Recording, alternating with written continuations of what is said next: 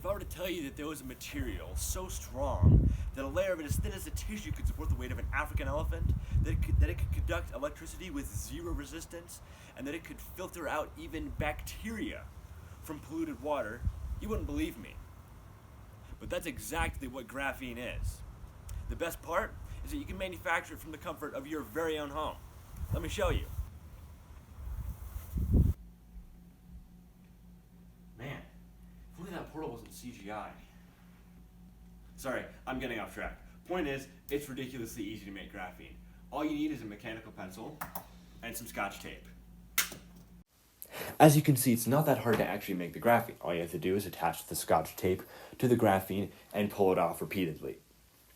Unfortunately, this method of making graphene is really inefficient because at this rate, I would only get a couple of micrograms over the next couple of hours.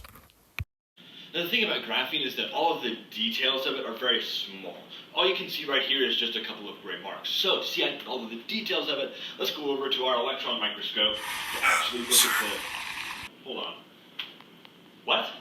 We don't have an electron microscope. What do you mean we don't have an electron microscope? They cost like $1 million, so Alright, that's fair. MIT has one.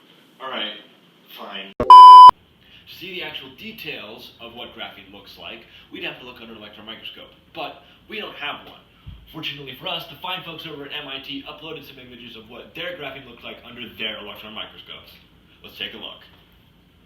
What you're looking at are a couple of images of what graphene looks like under an electron microscope. Now, these are pretty blurry, but this hyper-realistic computer-generated render of graphene exhibits a feature that gives graphene its strength. Graphene's atomic structure is hexagonal, which means that each carbon atom is bonded to 3 others. That alone makes it unusual, but because graphene can exist as a monolayer or multi-layer membrane, when layers of graphene are piled on top of each other, each atom bonds with 9 others.